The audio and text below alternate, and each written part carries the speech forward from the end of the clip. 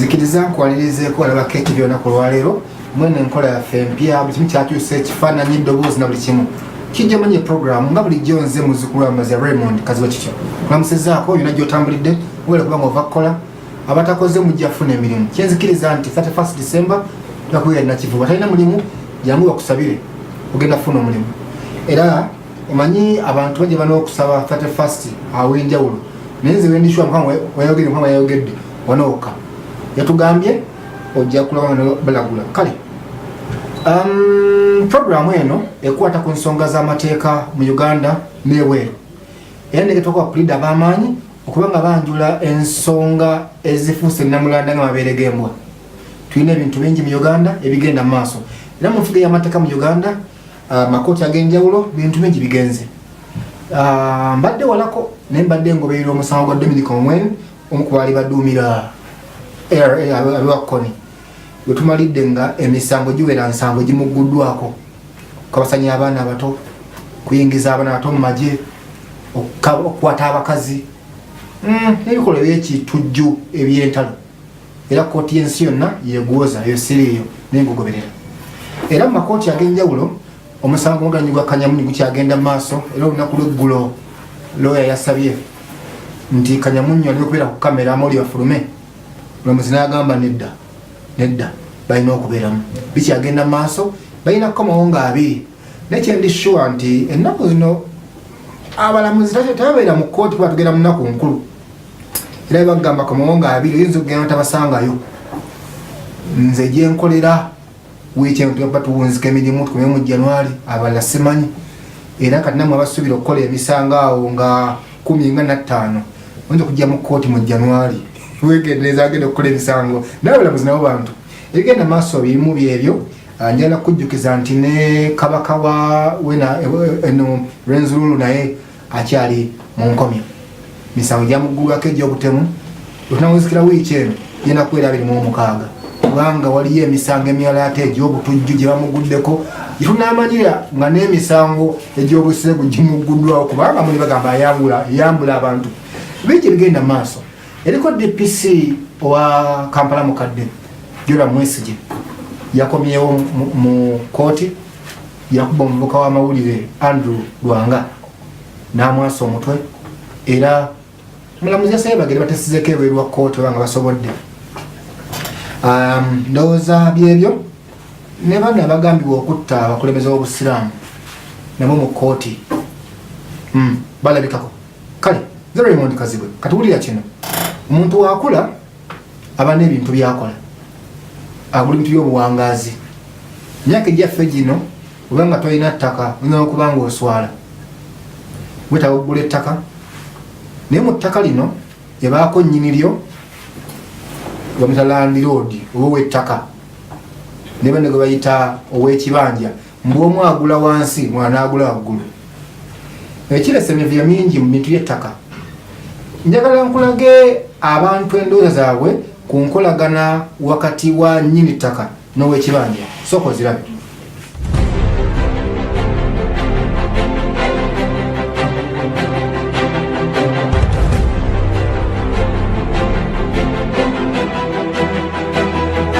nze nsuubira emirundi egisinga ettaka bwe kuba tekuli bapangisa obanga tekuli babibanja nannyini ttaka oluusi agenda n'atunda nga tabulidde babibanja kati ate omugaga gwaguzizza ye bwajja ate babibanja nannyini ttaka basasula oba abatayagala basasula okusinga okuva emirerebezi mu nsangi zino n'abantu okwagala okwetta abapangisa baba tebalina gye baagala kulaga nga tebasasuddwa era ndowooza nga amateeka bwe gagamba nannyini ttaka ate yaba tayagala kukola ki kusasula emirundi egisinga bwe okuva emitawaana n'okusobagana obutateeragala nannyini ttaka n'ow'ekibanja bwe buvaako emberebezi okubeera nti nno bantu bafiirwa ebintu byabwe n'okubeera nti nno tebateregaganya ekintu ekyo kibi nnyo kubanga tebateregaganya bintu byetaaga kuyita mu mateeka okubeera nga nannyini ttaka bateregagana naani ne nannyini kibanja naye ebiseera ebisinga nannyini kibanja nannyini ttaka ayagala nnyo okutunda ng'ate ow'ekibanja tamanyi waguziza nagamba oluusi bindekere nze nja bikolako kuba abamu balina bino nti banene abagagga banannyini ttaka bali badde nga babuulira ku basajja ku bana bapangisa ku ttaka n'amugamba ne bakwatagana n'omugagga ne nannyini ttaka n'oli agula ne bagenda kunyigiriza bantu naye kivaamu nannyini ttaka ayagala kulya yekka ssente abantu baabwe ebintu byabwe ne babyokya kati ffe twalinawo sitowa zaffe wano zonna zibazookya ne ziggwawo mali yaffe neefa bibino era obiraba bibino kati bibangirizi byerere mamotoka gegapaakingawo tebalina kyebateekawo nti bakino ekyenkulaakulana nti oba bakulaakulanyizaawo kino wabula ebintu byaffe byonna byajjira wano nebisasika busasisi kugwa mu mabanja nabbanga kusigala nga zitubanja bayinza okwetta nekyokubiri nga ffe naffe otukolerawo tuyinza okufuna obuzibu obw'enjawulo naffe okubeera nga okugenderamu mwabo.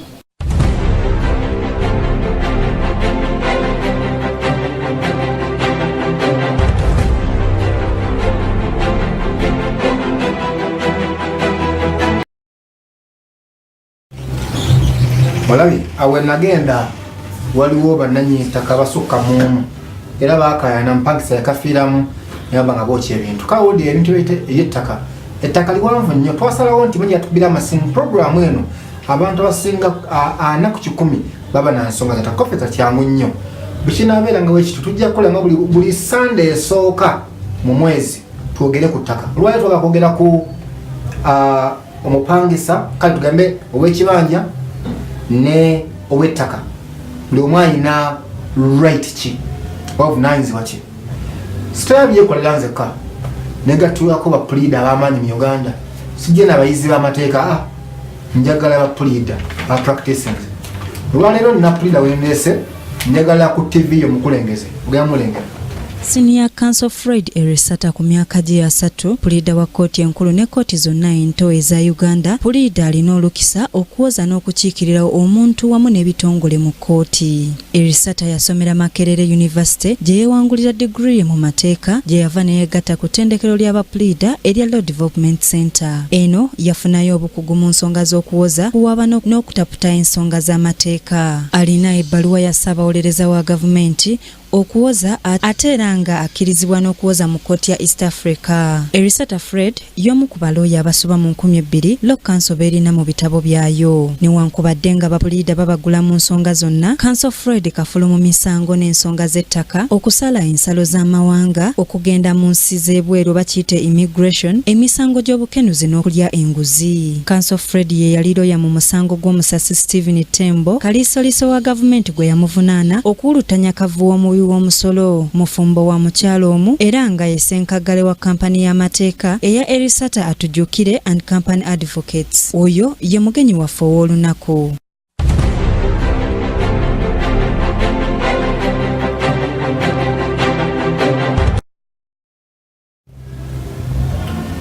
nange siwe na Fred senso kula nange sewo bitambula bitya ziri ni mutokolage egimu gobaddeko wa olwaleero mbaddeko ne kooti naye nabaddeko ne kooti ku makya bwe nvuddeyo ninsigala ngera nkola ebirimu omanyi ntwalako bitali gyegimu entoloko manyi yemba tusa basawa nga biri kuli kalesewo bitambula bitya sitiri biteyiwa mumugalawo ddi atunaatera tujja kugalawo Desemba nga 23 nga mwagala sente bale ngamba abantu yasuubira okuzza emisango nga 19 balijja mu January kyo kituufu kale buuza abantu bannaye mbalamusizza nnyo mwena abatuwuliriza era mwebale oba mukulika eyo gyonna gye mutuusizzaako engalo era omutonzi tumwebaza yabakezeza ku makya n'abakomyawo n'abayita mu nguudo abatuusizza kati awaka oba yonna gye mutudde nga mulaba Kingdom TV. Kale nga bwe tukola mu kooti oyanjira bwino gwoleese mbuulira amateeka gozina okuyimirirako authorities zo bwino wange gwenzize naye olwaleero getugenda okwemera tugenda kutunuulira ssemateeka wa Uganda gye bayita constitution eya 1995 tutunuulire Land Act etteeka erifuga ettaka ne Registration of Titles Act ebyo erikwatagana n'okuwandiisa ebyapa mu Uganda. Mali lwaki nkusaba bwino omuntu ali ku TV agenda amuleete. Ntera okukola programu ono ey'abannamadiini nga balina debate yaabwe. Rimwe Musiraamu yampa bwino wa movie ya Yesu. Mugetambula eddakiika 2 muli wa Bible wa movie kale. Twogera ku ow'ekibanja ne nnyini ettaka. Sooka banjawulire ow'ettaka yaani ow'ekibanja yaani? Ow'ettaka nga bw'oyogedde nga tutandika nti nannyini ttaka ye mu bumpimpi yaba ayina ettaka erya wansi eritali nti aguze atudde kungulu ku ttaka. Naye ow'ettaka mu mateeka ga Uganda nti nannyini ttaka omutuufu ayina yaba n'ekiki yaba n'ekyapa eky'ettaka. Nga naye ow'ekibanja aba atudde ku ttaka eritali lirye nga liriko ani nga liriko nannyini lyo. Nti ekimufuula ow'ekibanja taba na kyapa kyaki, taba na buwandiiki obutuufu obukolaki obumukakasa okuba nti nannyini ttaka eryo. Kati njagala ompe ow'ettaka ono ettaka lyaffe alina rights ki nga yennyini ettaka? Abaana nkizo ki gy'alina ku ttaka eryo? Ow'ekibanja njira kusooka kwa ttaka nyini lyo ow'ettaka. Kakati nga bwe tugambye nti authorities zenzize nazo olwaleero bw'otandikira ku ssemateeka wa Uganda. Ssemateeka wa Uganda yaleeta ekintu ekiyitibwa nti waliwo nannyini ttaka n'ow'ekibanja ng'agamba atya. Asooka n'agamba nti buli munnayuganda alina eddembe okukola ki, buli munayo ettaka lyonna erya Uganda lyabaki ly'abannayuganda. Naye negenda neyanjala nti obwannannyini ttaka mu Uganda bwa mirundi ng'ena. Ng'egyo emirundi ena mwe muli customary, mulimu mailo, ne mubaamu freehold, ne mubaamu ne leasehold. Kakati naye ng'ebyo byonna ekiteeka kubanga ssemateeka oyo agenda n'agamba nti agenda n'awa parliament amaanyi okubaga amateeka amalala agakola ki agafuga engeri ettaka girikola ki giriddukanyizibwamu. Kati parliament bwe yaviirayo awo neekola amateeka abiri, neekola kye bayita registration of titles, neekola ne land act. Kati nga mu land act, registration of titles act ye governinga abantu gubunakira ku machano ga nti ye nannyini ki ye nannyini ttaka. Era ng'oliwo okufuka nannyini ttaka ayina okuyita mu mitendera egiteekeddwa registration of titles act nga ekiyitibwa nti ettaka lirina okuba nga balisurveyinga, bamala lisurveyinga ne bakuwa ekyapa kyalyo. Kakati bw'oba n'ekyapa ky'ettaka nti kino kikyapa ekyamu, enkizo gy'oba nayo nti oba osobola okutunda ettaka eryo nga tokoze eki nga tolina gweyobuuzizaako. Ekyokubiri, osobola okugenda n'osinga ekyapa kyomuki mu banka n'ofuna ki n'ofuna looni embeera webeegaanye ng'oyagala okukola ki ng'oyagala then ng'oyagala oba okwewola akasente okateeka mu bizinesi oba ng'olina ekyala kyogenda okukola. Ekyokubiri. Ekyokusatu, oba n'ettaka lyo ng'olinako abasenze oba betuyita abaki ab'ebibanja baba balina okukola ki okusasula okuwa ground rent kyeki mu Uganda oba bwe tuyita obusuulu. Naye bala sente mmeka? Kakati ekya sente mmeka? Land act akawaayiro waka 31 kubanga ku kabyogera kabyawo kanya waliwo kye bayita tenancy in common oba tenant in common. Naye nga tenant in common era kyekimu nowaki n'ow'ekibanja. Egenda negamba wansi awo erina akawaayiro akagamba nti obusuulu omuntu bw'alina okuwa bujja kuba determined ne land board oba land response ekibiina ekirina obuvunaanyizibwa okutukanya ku ttaka muki buli mu district oba mu kitundu mwobeera. Naye ate wansi negenda negamba nti obusuulu obwo tebulina sukka nusu meka nusu 10. Nezolengera ava obuzibu bwe kibanga nnyo ettaka omuwa shillings 10 buli mwaka. Ekitegeeza ntwalayo shillings 10 olina muwa nusu 10 okusinziira ku ssemateeka w'ettaka kikyo kyakola ki kati nze nfuniramu wanyini ettaka namupakaasa anti kakati awo munnakyo mbola amateeka ge gakola ki ge gabibaga ne gagaa nti olyo nannyini ttaka busuulu alina kufuna ki alina kufuna nusu 10 buli mwaka omusenze ku ttaka liryo olina okukola ki olina okumuwa kati wetuba tuddayoko kyekibuuzo kyewabuuzizza wali nti enkizo nkyabasinga kuwa ekibanja yaba alina okuba nga akola ki nga bamusasula nga landiroodi ngaamuwa 10,000 alina okufuna 10,000 buli mwaka amazima 10,000 baba balina oluleka naye ng'ate jjukira egenda maaso negamba nti okusinzira wonna oba ali Kampala oba ali Padeero oba aliwa lubalumeka ne wano singa mba nano ku paaka enkadde wano awatunako ekyokya mbeeranga wentoloko giteka bweligamba nagulako ekibanja omanyi kamwenje kayinja eka 2 emitwalo aga yes bwete bagala ttaka emitwalo aga ne baita balina byapa byandagaano ate balina ettaka so kati briefly yennyini ttaka kiki bagamba nti ono yagula wasumula yagula waggulu ettaka liri muleeya ono lw'omusoyiro oba kiki ekyo kyebagamba eyagula wansi eyagula waggulu yaba teyagula ku kyapa nga kyowakava okwogerako ndi wagera n'ogula ettaka kamwenje kayinja emitwalo ameka naga ne bakolera eki ne bakolera endagaano kati omuntu aguze ku ngulu ku ttaka yoyo waaki aguze ne bamukolera endagaano nga tebamuwadde kyapa naye aguze ku ttaka linyini waguze ettaka yoyo agula ne bakola ki n'abamuwa ekyapa ani agaba ebyapa agaba ebyapa ba land office yegaba ebiki yegaba ebyapa era ba registrar babeera mu land office okujjako bw'osanga ettaka nga lyapimibwa dda nga lirina eki nga lirina ekyapa kyalyo nga alikuguza alina ekyapa naye si yaba yakikola kubanga si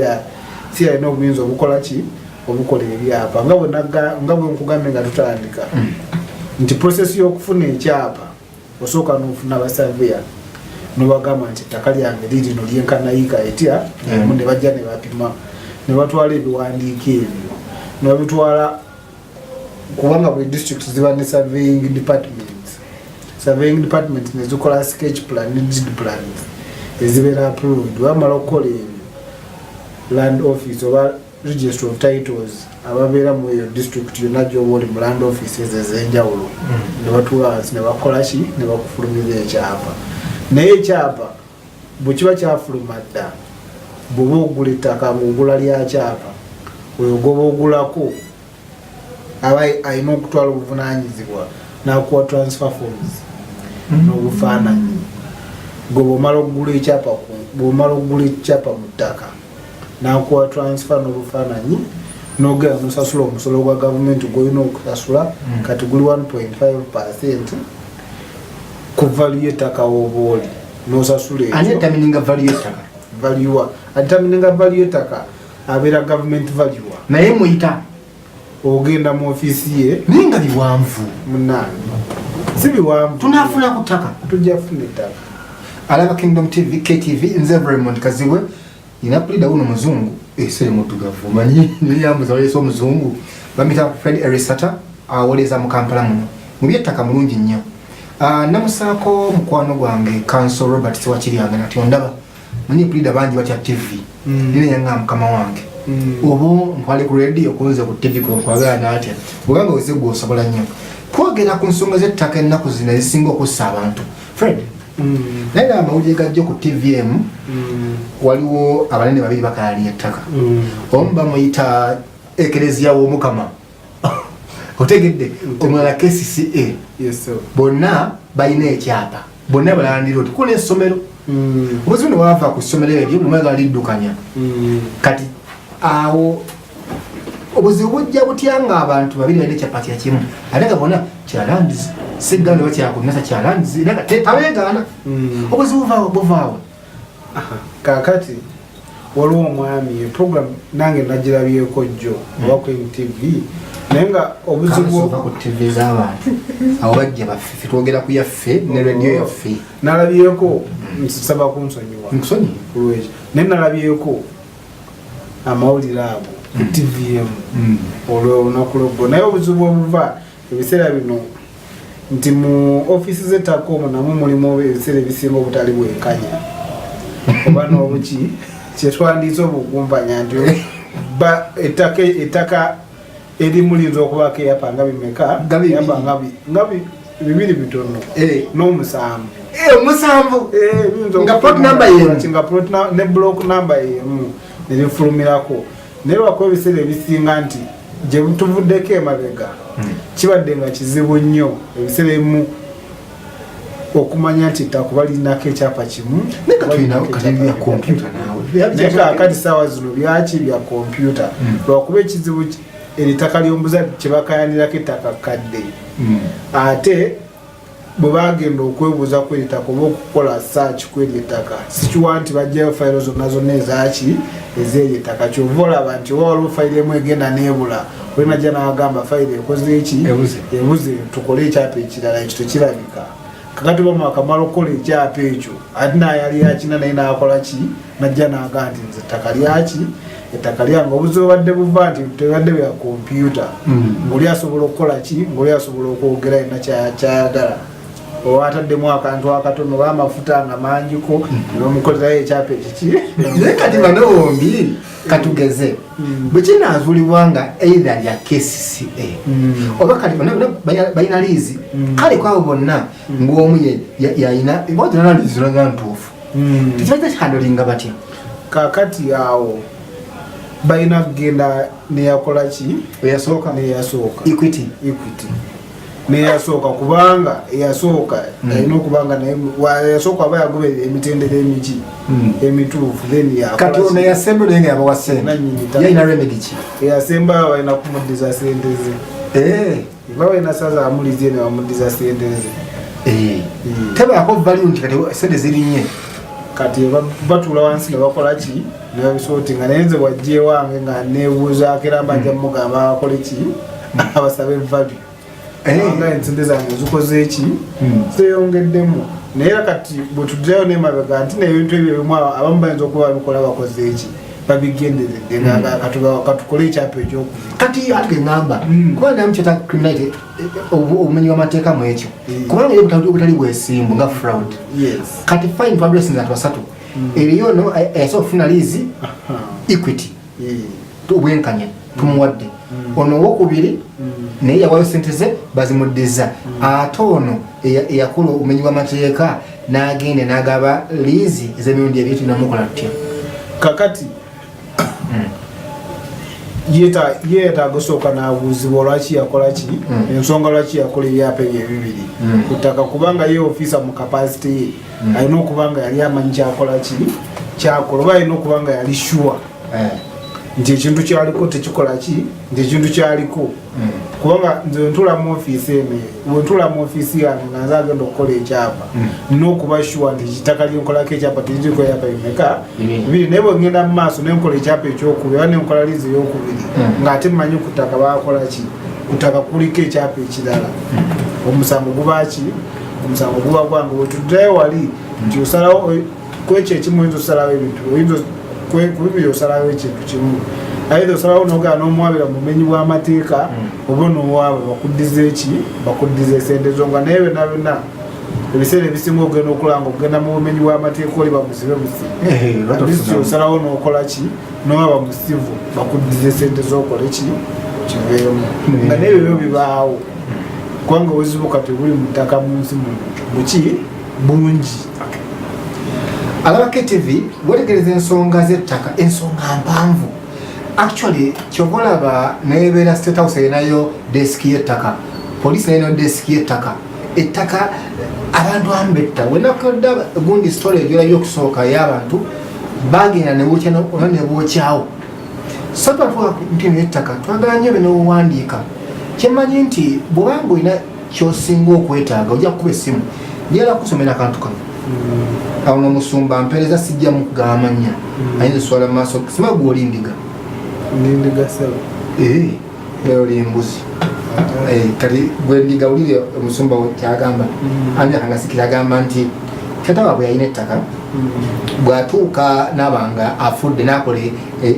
gundi eddaame ng'alimuwadde naye bakulu we baaligaanira baagaana okuvaamu ne bagamba nti baalimugulako abaana b'omugenzi munaye omukubo bano abakulu nti bagula ku muzeeyi waabwe ettaka katayagala tumuyambe katutununule gwe baaliwa ne bali bagamba balimugulako nekiraga kina balindaga nti baaligula otigambi batyo naye oyambibwa oyo asobola okuyambibwa atya naye kaakati olina asobola okuyambibwa naye nga naye byayogera byenyini osooka tula wansi nokola kino obikenneenya kubanga waba agamba nti yitaka baalimuwa kakati ekisookera ddala alina kukola ki alina kuleeta ddaame eddaame wabeerawo omuntu eyaliwo nga muzeeyi akola ki nga muzeeyi awandiika eddaame naye aba akola ki nayo kiba kimuyamba kati bodda ku saidi yabali yabagamba nti baagula ku muzeeyi waabwe baba balina okuleeta ekiraga nti bakola ki baagula mbutabalina naye kakati aba tebalina ate babagamba basinzira ku kinti bakola ki nti baagula omwana asobola ku muzeeyi kisoboka omwana asobola kubanga tewaliwo bw'oba okuze tewaliwo teeka ligaana kukola ki mutagula ku taatawo tewaliwo teeka ligaana ati muzeeyi wakuguza tewaliwo toletasobola anaga nti muzeeyi teyakuguziza ogula ku taatawo tekiba kiba kituufu obayinawo pulida mukwano gwange manya sigerabidde nti kivumbi namuna ku tv naye mupangisa naye apangisa wa kitaawe apangisa ya kitaawe alaba Kingdom TV ze Reverend Kazibwe twogera ku bintu by'ettaka kijja omanyi program ninamu tukula musako naye agenda kuwumulamu kwahono nnyo kubona Freedom twogere ku nsonga z'ettaka tusime buzima katukomewo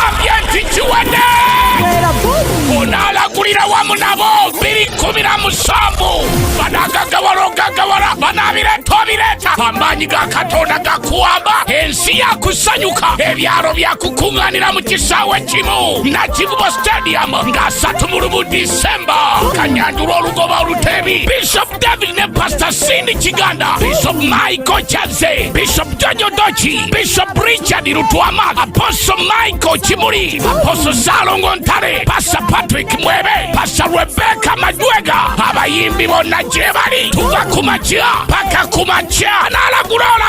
217 okuyingira nusu 15 jangu tusabe mu kisaawe nakivubo nga 3 Disemba National Prayer Day. Okusabira abantu okubasiiga amafuta okugoba obunafu emizimu endwadde byonna byakusegulira amasanyalaze ag'omugulu gayite mu bulambo gakutule buli ekibadde kyakwata mu linnya lya Yesu omwe Nazareti mu linnya lya Yesu omwe Nazareti mu linnya lya Yesu omwe Nazareti. Kino kisimbiddwako omulaka mu ddoboozi ery'obwakatonda Bishop David ne Pastor Cindy Kiganda okumala wiiki namba wano mu Lunch of Fellowship Mengo Kisenyi tosuwa Lunch of Fellowship wamu n'abasumba abalala bangi okuva ku ssaawa 6 ez'emisana okutuuka ku ssaawa 8 ez'olweggulo wano ku Christianity Focus Center Mengo Kisenyi. Ekyamagero kiri mu mikono gyo. Otambudde ekibuga kyonna ng'onoonya awali engoye ezituukagana n'omutindo gwo okusaba kwo kuddiddwamu. Omwami wange n'abaana bange engoye zaffe tuzigula mu Dress Control. Balina engoye z'abaami n'abakyala okuva mu America, London ne Turkey omuli dinner dresses empanvu n'ennyimpi, changing dresses z'abagole mu buli kika ne size zonna eza office, casual, obuteeteeyi bw'abakyala abambazi, sikaati ez'omulembe, blouse first class, engatto, ensawo z'abakyala ate balina n'eby'abaami omuli amasuuti ag'omulembe, amasaati, zi casual wear mu sayizi zonna. Dress Control basangibwa ku DTL Plaza mu maaso ga Jemba Plaza ku Loom Street, omwaliriro ogwokubiri mu dduuka DT 160 ne 168. Essimu noti 772 865 2M5 ne noti 752 865 2M5. Dress Control, oyingira nga customer, ofuluma oli wa Luganda. Ibanda, Rakai, Sembabule, Lyantonde, Masaka, Mubende, Kingdom FM. Esanikidde zinnayo.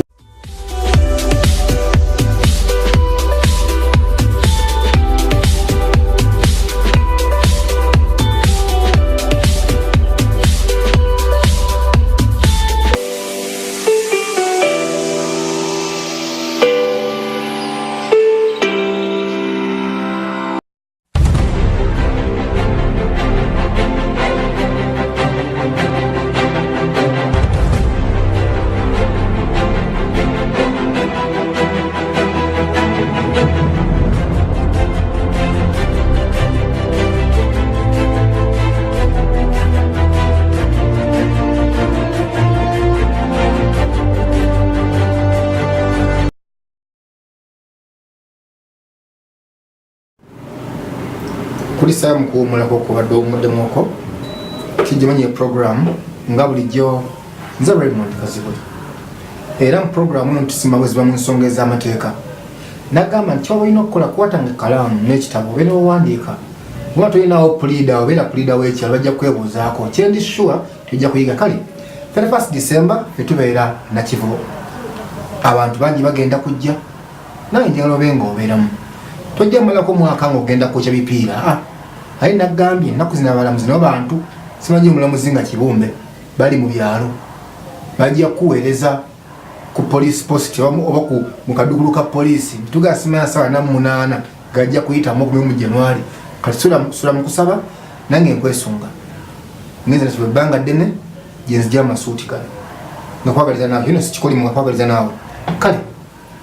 twogera ku nkolagana eri wakati wa nnyini ttaka n'ow'ekibanja ani asingako amaanyi ani atagalina ani anyigirizibwa tuza muyamba tutya tteka ligamba ki naye katiddwako Council Fred Erisata ono omusajja awoza sijja n'abapulida bennonze bulonzi tebula nkuwa akasookaako n'eggamba gy'ava ani practice era ngeasobola okukola nsonga za ttaka Fred katogedde ku nnyini ttaka ate ow'ekibanja byogedde ate olinga eyeekubidde ku nnyini ttaka ate ow'ekibanja agula waggulu yaba rights ki ow'ekibanja yagula ku ngulu naye alina rights ze ng'omuntu nti ekisooka bw'ova ku ssemateeka n'oddayo mu Land Act akawaayiro oba section bagita 31 oba akawaayiro ka 3 mu Land Act eyo 227 chapter 227 mu ssemateeka wa Uganda chapter ki bibidi badesitiri 227 badesitiri tuyiga nyingi cap to 27 yes sir egamba oba rights zewa ow'ekibanja egamba nti ow'ekibanja tasobola kugobebwa ku ttaka nani ttaka tasobola kukola ki tasobola kumala nakera ku makya gakola ki gamugoba ku ttaka kubanga abaaki abananyini era ensonga esobola omugobeza ku ttaka yakulemerera kukola ki kusasula busuulu 10 olukumi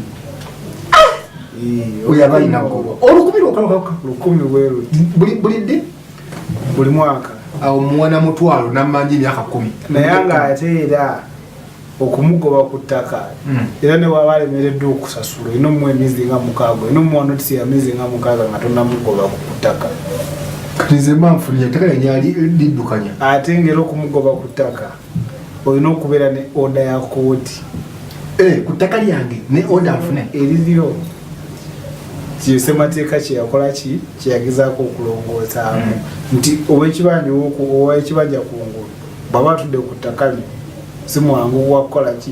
si mwangu wa kugobako okujjako osobola omugoba nga akola ki ng'alemereddwa mu luzungu kye bayita security of occupancy nti alina alina obukuumi okubeera ku ttaka. Akkirizibwa ozimayo kalina. Akkirizibwa okukolera ozikako abafu. Akkirizibwa ozikako abafu. Ozimbako factory. Kyonna okukola kyayagala ku ttaka akola ki kasita abanga atudde ku ttaka lyo nga wakibanja. Akoma ddi obeera w'ekibanja? Takoma kubeera wakibanja. Kati singa nnyini ttaka ono agenda n'afuna omuguzi n'agamba njagala tunda ettaka lyange. Kati ono gwaguzza n'agamba sagalako basenze. Ki ekiyinza okubeera waawo? Kubanga ekyo kibadde ekyokubiri kyenzirako ku rights ezimu ezaki eza betuyita ab'ebibanja nti nannyini ttaka bw'aba tannakola ki bw'aba tannatunda gugwa alina osooka okukola ki okutegeeza nyinza okugaana iyo yinza okugaana nti kaakati tosobola kugaana naye gugwa alina osooka okuwa omukisa okwegula oba tozirinaawo n'alyoka akola ki n'afuna bw'afuna amuwamu sente zakola ki zayagala kugamba nga kukompensatinga nga kusasula byokola ki ng'avaako nga kusasula byolina kutaka kubanga amateeka gamulagira nti waba wakutunda ttakali gwe ng'omusenze oba ow'ekibanja gwe gwalina osooka okukola ki okuwa omukisa okole ki bw'oba osobola weegule bw'oba tosobola kwegula ng'akola ki ng'atunda. Kale mu mateeka mmwe abaagasoma mina ebintu bibiri ekimu bakiyita lawful occupant kirala bakiyita bona fide occupant bona fide enjawulo bitoko binyero ekina kiki nyonyera empulira kakati omuntu gwa lawful occupant oba ali ku ttaka ly'omuntu mu mateeka ye muntu ali ku ttaka lyo kubanga semanga land act eno chapter 227 mu mateeka ga Uganda I think section oba bagita batya akawaayiro aka 29 kekagezaako okunyonyola ebintu byo ne kabirambika ne kabyawula byombi kagamba nti lawful occupant ye muntu eyatuula ku ttaka eryo ng'atandikira ku mateeka ga busuulu n'envujjo aga 1928 zife twaliwo nejajja wange sikira nti baali bamuzadde nze wange yaliwo kaakati oyo eyatuulako oba omuntu asikira ettaka eryo oba afuna ettaka eryo ng'asinzira ku muntu yali atudde ku ttaka ng'asinzira ku eryo etteeka namala ne bagamba era bwe bava ku lya busuulu n'envujjo ne bagamba ku Toro Tenant and Landlord Act. Toro Tenant and Landlord ya 1938 ne Ankole Landlord and Tenant Act. Then bw'ova kuwaga amateeka agiri kubanga katega kyakola ne bagamba ye muntu atudde ku ttaka ng'alina olukusa lwani lwanannyini ttaka ego tugamba ow'ekyapa ye lawful kaakati nti ajja n'atuula ku ttaka gwe ng'alina ekyapa otegedde nti akoze eki atuddeko notabaako nekyokola ki nekyomunyega n'omulekayo lawful occupant. Kakati bona fide occupant yasinza okuleeta obuzibu ensangi zino kubanga ye ssemateeka agezaako okunyonyola bona fide occupant nti ye muntu ajja n'atuula atudde ku ttaka oba yasenga ku ttaka lyanannyini ttaka n'alibeerako emyaka 12 nga amukkiriza n'abeerako nga gwe nannyini ttaka tolina kyokoze uninterrupted nga gwe nannyini ttaka tomukyalenyiza na challenging ownership naye gye emyaka 12 giva mu 1995 kudda wansi so si after 1995 sokukaddemu nti ye muntu bona fide occupant ye muntu atudde ku myaka egi njagala giva ddi emyaka 12 giva ku 1995 nga ssemateeka tannakola ki tannajja mu nkola kubanga ssemateeka gwe tuliko katuwala 1995 so omuntu bona fide occupant ye muntu yali atudde ku ttaka n'alikozesa omuntu eyali ku ttaka n'alikozesa n'abanga alikolerako oyo bona fide emyaka 12 ng'ani yamukkiriza obanga aida nga oba omukkiriza oba nga tomukkiriza naye kasa yatuulako guno tabaako nekyokola ki nekyomugamba bwe nsangawo ekisiko n'enkisaawa n'enzimba kalina bagimenya zitegedde mu ngeri kisaawa zino kati oba kati nsanze ekisiko kiri awo bweyogera entebetebe teryaŋŋambako nzimbye kalina taddeko n'essomero abaana basoma oyisa emyaka ng'esatu basobola ogimenya kalina yange basobola ogimenya tewala abanno mbayinvesita nyamba gavumenti obeera investor kiba kituufu oba gavumenti naye toba toyamba gavumenti ng'ogenda ozimba mu ttaka eritakola ati council friend ono waliwo kisiko nyamba gavumenti n'abantu bafune obuweereza eri abantu gukasoosoka n'ogenda n'obuuza abakwetolodde n'obuuza nti ekisiko ekyo kiriko nannyini kyo baga nti kuliko nannyini kyo ng'okola ki ng'ozimba naye bw'osanga ekisiko nga kiriko nannyini kyo oba tolina lukusala okola ki lwakuba kakati oba tolina lukusala ozimbako lwakuba kakati amateeka agaliwo nti nze bwokera ku makya n'ozimbako kalina ku ttaka eryo nannyini ttaka n'agenda najja ng'omaze okukola ki ng'omaze oddizimba yes ajja kukuwabira trespass kubanga oba trespass lwaki yali kalimaliriza anti bw'ozuukayo ayinza okuba teyaliiwo saawa nga yaliwo abeera ali anengera alinze liwedde naye nti kakati ekirungi waliwo emisango egimu gyotasobola kutandika kujujukira manya gaagyo naye waliwo omulamuzi omu mu musango baguyita bagwa Uganda Posts and Telecommunication guli awo kumulimu omulamuzi yayogerera yasala ensala yayasa kubanga yagamba ettaka siri ezintu eriringa ennyaanya nti ogenda bugenzi mu katale n'ogula ennyaanya n'otambula nga towebuuziza kubanga oba ogula ennyaanya mu katale osobola ogamba ezo ennyaanya za 10 n'okwala ennyaanya n'okola ki naye oba ogenda ku ttaka olina okwebuuza n'obeera sure nti ettaka likola ki aye ne bateririko nanyini oba liri makoma tufu kakati gubojja nosanga ekisiko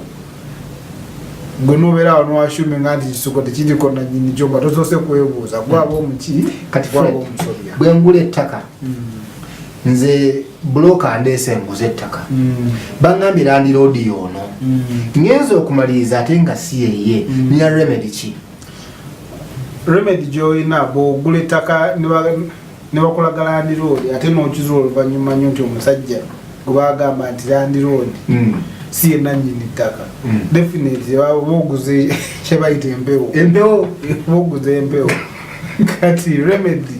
gy'oba oyina gwe nga waguze ettaka yakuwaabira oyo gwakoze eki gwawadde ssente osobola omuwaabira emirundi osobola omuwaabira mu bumenyi bw'amateeka ng'omubbi oba ng'omufere kubanga kyabaguza kiba tekikola ki tekiriyo then n'omuwaabira ne mu civil okulikavalinga ki kuddiza ssente z'okubanga endagala gye mwamwategeraganya abaakoze eki abaagimenye abaakuguzizza empewo alaba KTV ensonga za ttaka nawe nkusabira nnyo bw'onaaba ng'ozze e Nakivubo nga musumba Kiganda asaba naawe otuule ku ttaka kinyuma ng'olina ku ttaka ekyamazima kiri nti ennaku zino alina ttaka yaswala bwebanga oli mu Kampala ng'opangisa omuzigo gwa ruumu emu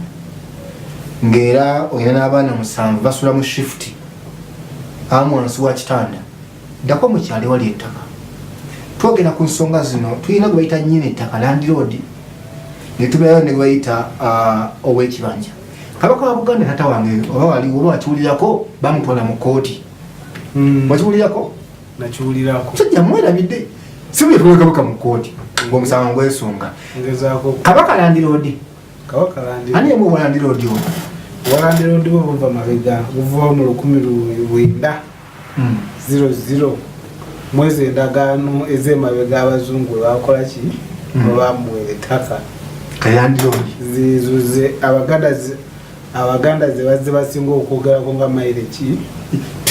tulina abatuuza mayiro akenda n'akananabiriwa wetubala Uganda oga kano kenda ne kano kanaana kale malawo Uganda yonna neyambuuza kaliwa nze nange twakamanyi ebbanga lyembadde mu mateeka oba nebbanga lyenzize emayiro akenda nagasoma ku busumi ngaokalamakontika naye sijja kulimba lwakuba emyaka nga 2 emabega ow'ekitiibwa omukulembeze wa Uganda yo President Dr. Museveni yaita ani Katikkiro kati ko Charles Peter Mayiga n'abaddize byapa Mengo yabaddize byapa biringa bibiri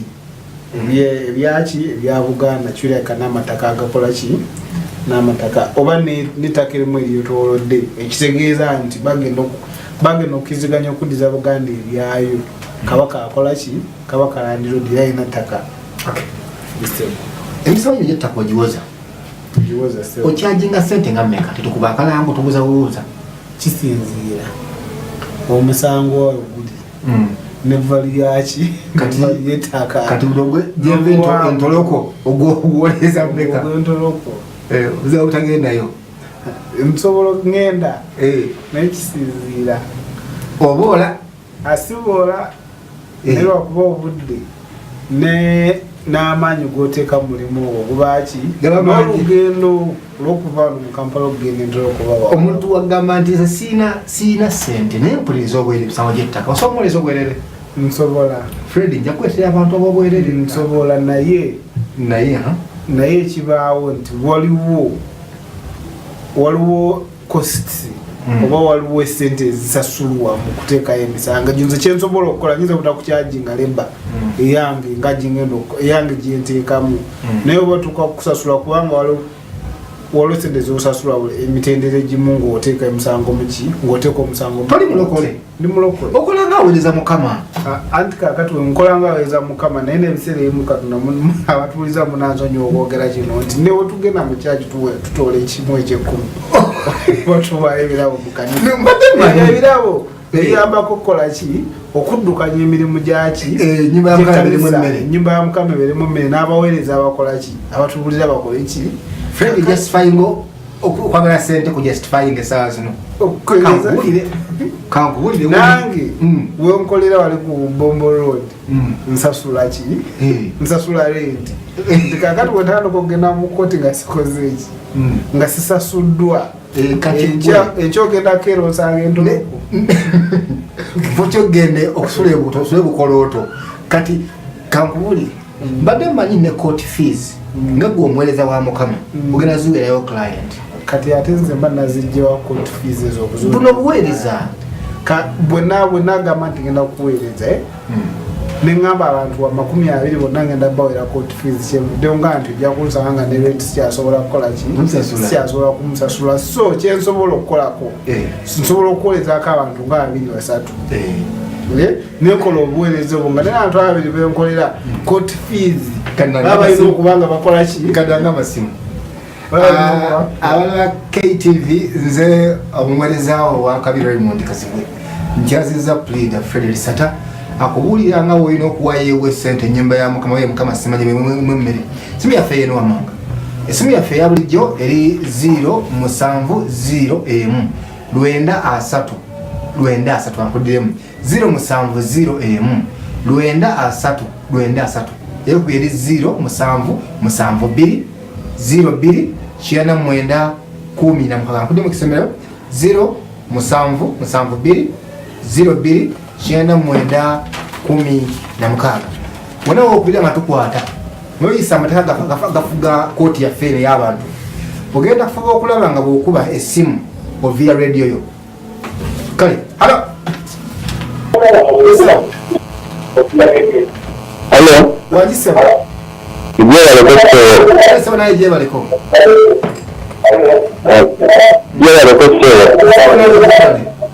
nze mwami Katimba okuva mu Kawempe so katyendagala okumanya maama nga alina ekibanja eruweero naye kanta yogedde ku nsonga y'obusuulu omusajja amuggyako emitwalo 10 buli mwaka ate nga mugambye 10 katoolo mumpa magezi ki kale bagenda kuddamu mwebali kuweereza kale bwokuba essimu yaffe fuba okulaba nga kyolina okukola tolina kufuba okulaba nga tuwulira olina kwewulirira mu ssimu yo wabula si ku TV yessimu yaffe eyo kuba twogere buuza ensonga y'ettaka ali ku KTV halo yesebo wanyisebo kale sebo naye nkulamusizza sako airtime okuba essimu eyo kubanga wabanga teriiko essimu terizabeera gali automatic ng'emmotoka kale akisiramusa kanso sebakiryanga mukwano gwange oyo hot seat yagitinanga Raymond ningumikiriza muneteketeeke kati yanze anenga mukirasha ali ku TV bw'okuba essimu nga twogera ensonga z'amateeka ku ttaka njagala kansa akuddemu sijja kuwa namba ya simu ya kanso bagyakolera nedda umanyi lwogamba nti kale hala yesabo ali ku simu yesabo wangi sebo kale sebo naye gyebale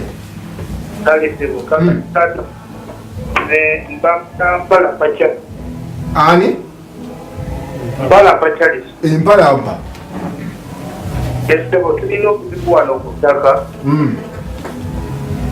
waliwo eyatuguza naye nga yasooka n'avaako gwaguza n'asalako ejja kakati bwasalako ejja kakati naffe eyaguza ow'enjamba naffe n'alusa era kakati tetumanyi waweti ono yajja ayagala okukozesa ettaka lye ate oli yatuguza obetekubadde era yeyaguza n'oli okukyapa era neyeyogezako akantu kwe yatuguza kati twebuuza tugenda kukola tutya bagenda kuddamu mwanyi bagenda kuddamu kale taata neyanziza mukama ali ku TV tugambe ebigambo bino njagala okube tuwogere ku ttaka bw'olaba nga tolinako airtime naye ng'oyagala onsanga no KTV mbeerawo nsobola okuwa ku magezi g'ettaka bw'obanga oli ku TV tugenda kugamba ebigambo bino halo yesebo wangi nkuwulira kale sibona nkulamusiza nkuwulira yogera Kayira. Yesebo Kayira.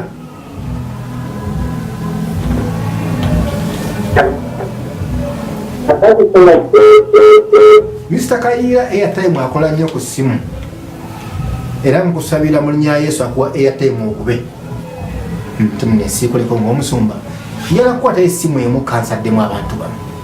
nekyemanyi nti abalala bajja kubeera nga bagwa mu bitinga ebyo katufunayoko omu ku ssimu yaffe tube nga tugenda ali ku ssimu bw'okuba essimu nga tuwogera mpulira nga njagala kusalako amasimu Webale kuweereza so. Kale, it's okay. Hello? The brother yasobola kudemaka pale ne Kalumba. Yes, sebo. Kakati ndekyembuuzaako. Kati mulimu abantu abatalina busobozi kutuuka mansi kwatagana byakakati abantu bewansi balina kutuukira kwani ali sabezi okutuukirwako kiri bademu okutuukirako eresi ekola ku byettaka oba eresi tekola ku byattaka erina okukola ku byettaka tulina okutuukira kubanga bandi batubyogera buweresi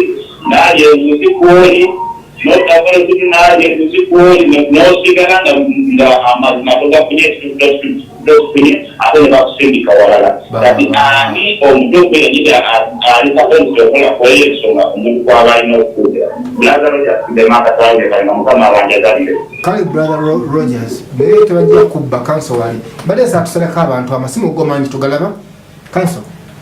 budde bingonenja kuddemu abantu abo kakati ngenda sookera ku Brother Rogers erusise babbi Brother Rogers oyo gwenjagala osookerako nga okugamba nti ensonga z'ettaka ebiseera ebisinga kiba kirungi ne bazikwataganyiza wansi eyo naye bwe ziba ziremye nga bwe twagambye nti owa LC talina nnyo kinene kyamaanyi kyasobola kukola ki kyasobola kumaliriza ku nsonga z'ettaka so oba osobola okuyambibwa kati poliisi zagenda zikola ki zagenda buli almost station zaazo ziteekako land desk buli ku police station kakati osobola osooka n'ogenda ku police station ekuli okumpi n'obuuza land desk ya poliisi bw'oba tosobodde kuyambibwa clan desk bw'oba osobola okunoonya munnamateeka n'akuyamba n'akola ki n'akuwabula ayinza munnamateeka ayinza okukusabayo akasente akaki akatonotonookuyamba okukola ki okuwabula nina obuzibu buli omu kanso anakwaddamu kasita abantu bandeba ku tv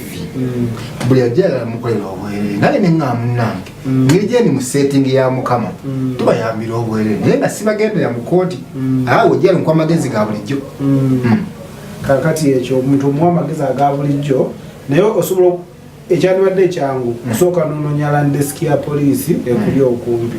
bw'oba osobola okutuukira munnamateeka yenna akola ki akuli okumpi asobola okuyamba yandibadde omuntu omutuufu okola ki okutuukirira kubanga ne bwona kusindika ku kooti ebya kooti tobimanyi bulungi era wetaaga omuntu abibitegeera asobola okukola ki asobola okutakutirako so brother Rogers ono akwata kyandibadde ekyangu okunoonya munnamateeka n'akuyambako oba okutuukirira poliisi kulandesk za poliisi oba osobola okugenda ku kooti ne weebuuza ku ensonga zo n'obanyonyola ne bakuyamba kakati netudda ku mwami Katumba owekawempe agamba mbu ye maama we alina ekibanja eruweere yalandi road buli mwaka amusaba $10,000 twakirambise bulungi nnyo nga tutandika wano ndisemateeka akola kyavunanyizibwa ku ttaka lino alagira omusenze oba owekibanja okuwalandi road $10,000 akola ndo nusu 10 emitwalo 10 bagisaba maama wo mu buki mu bukyamu nga tumaliriza oba mu butamanya issue affe nokumanyira bwa nnyo ninawo ne mukwano gwange wano ali mu vaaka ye 6 asoma amateeka bamisuza natuhayire era akutumidde nnyo nagabale kunyirira mu suuti eyo bobuzibu muwala talina kwambula suuti eyo nange mutumidde nzabo tujja balekayo tusibule busibuzi osibule kubeeka n'omukyala noza kulengera ku tv anengerera ku Kingdom TV naye nebazaako kukyaza neera ngambye okwebaze okunkyaza engalensa kale tusibule nga tumaliriza nsiibula mukyala wange Musinguzi Grace nkwagala nnyo Musinguzi Grace si musajja oyo mukazi mukyala wange wadde omukanze Musinguzi Grace erisata esebo kubanga wampita era yeka gwe nina n'ensi nentumirako mukoddomi wange Nathan Kawesa tulina musujja natambudde naye oba tetambula naye buli wenkola ki mukoddomi wange akulinnya kageresi kubanga oyitako ebbali oba zambulinnya akagere neme kumukkiriza kukola ki nentumira mwannyinaze nabbanja yasise ekatuuka wekawempe nentumira omwami n'omukyala Sebunya John ne mama Rita ebukasa buloba kanso tulina programu y'okutumira bajja kukyaza fefe sibula abantu bangi list njala abantu bangi nnyo mbalaba naye ojja kutumira mu mbere ne byenkola nawo mu mbere kanso sibula tugende mbalamusizza mwebale nnyo abatuwuliriza mukama bawumukisa kale omulungi alaba Kingdom TV ebintu nga bino byetaaga obwongo bungi sagala kulimba okujja ku TV n'okasuka bwino bwotyo n'okuba nga banoonyereza ate ngera ng'obikolamu njagala kujjukiza okusembayo bw'owulira ebintu nga bino genda ogula ettaka naye kirungi nnyo okujja okwebuuza ku bannamateeka abantu ajja kujjako ssente nebaza nnyo abantu ajja wano okundako Kingdom TV bandi gye ne bandabako ensonga kisiga kikulu tetulina gwe tubba olwo siinawo olwofaamu era sinaga nti mujemba w'amagezi naye lyajjanga alina keyawulidde omugenyi jjukira tamulina timulinaawo naŋŋamba nkole ntya kale njala kujjukiza okusembayo nti tulina okusaba 31 December okusaba kwa ggwanga lyonna National Prayer Day and Night bagenda kugoba emizimu bwe nawulidde omanyi mukama ayogera n'abantu naye ndi sure omusumba Kiganda mukama yamugambye okusaba kwa mirundi mingi naye kwe ndi sure kweyayogedde kuno abalala simanyi manyi amba muogeza fetumanyi yayogere naye jangu nakibwa kusabire nawe ubereko ngaffe ubere mu kwesimba kuba bannange abadde ku kamera ninawo Joseph Tuyaguma nawe ninayo senior wa TX bamuyita Alfred Mirimu ninayo producer Job Peire Kaire Michael mulabyeko awo kama wafa ate Ron Chimba ne kuba bonna Bishop omulabirizi Daudi Kiganda nze buli muntu program tujiddamu enkeera kusawanya musube bulungi mwedaba era bya Madrid